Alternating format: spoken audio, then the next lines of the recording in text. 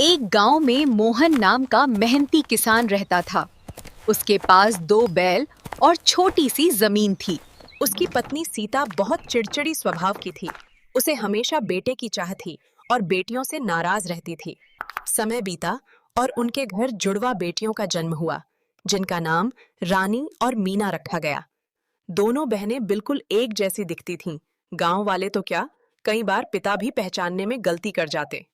सीता को ये बात बिल्कुल पसंद नहीं थी। वो रोज मोहन से झगड़ा करती और बेटियों को बोझ समझती रहती। मोहन अपनी बेटियों से बहुत प्यार करता था। वो उन्हें हमेशा समझाता कि बेटियां भी किसी से कम नहीं होती। एक दिन सीता को अपने मायके जाना पड़ा। उसने कहा कि वो केवल रानी को साथ लेकर जाएगी। मोहन ने हामी भर दी और कहा कि वो मीना का पूरा ध्यान रखेगा, चिंता करने की जरूरत नहीं। खेत में काम करते समय उसने मीना को पेड़ के नीचे सुला दिया और खुद बैलों के साथ काम करने लगा। फिर धीरे धीरे ठंडी हवा चलने लगी और मोहन को भी नींद आ गई।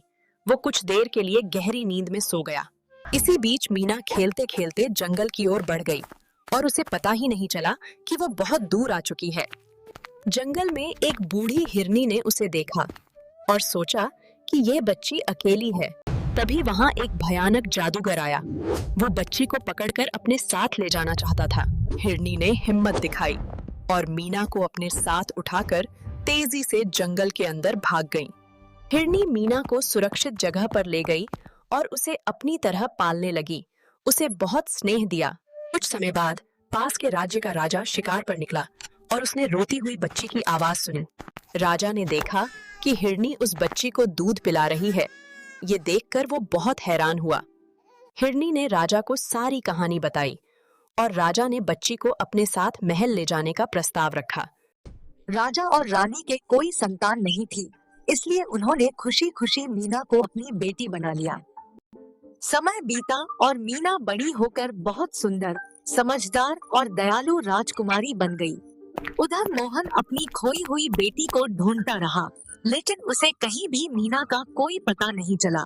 रानी भी बड़ी हो रही थी और अक्सर अपने पिता को उदास देखकर सोचती कि वह कुछ छुपा रहे हैं।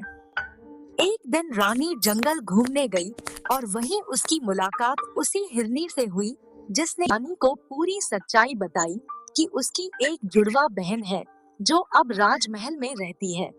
रानी यह सुनकर बहुत खुश हुई और तुरंत अपने पिता को यह बात बताने के लिए घर वापस आई। मोहन ये सुनकर भावुक हो गया और हिरनी के साथ अपनी बेटी से मिलने राजमहल की ओर चल पड़ा। रास्ते में वही जादूगर फिर सामने आया और रानी को पकड़ने की कोशिश करने लगा। तभी राजकुमारी मीना अपने सैनिकों के साथ वहां पहुंची और जादूगर से बहादुरी से लड़ने लगी। कड़ी लड़ाई के बाद जादूगर हार गया और दोनों बहनों की जान बच गई। रानी और मीना ने एक दूसरे को देखा और तुरंत पहचान लिया कि वे जुड़वा बहनें हैं।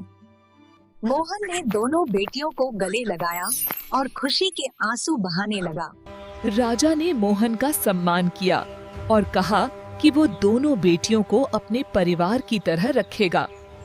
सीता को भी अपनी गलती का एहसास हुआ और उसने बेटियों से माफी मांगी। अब सब लोग मिलजुल कर खुशी खुशी रहने लगे और पूरे राज्य में बेटियों की इज्जत बढ़ गई।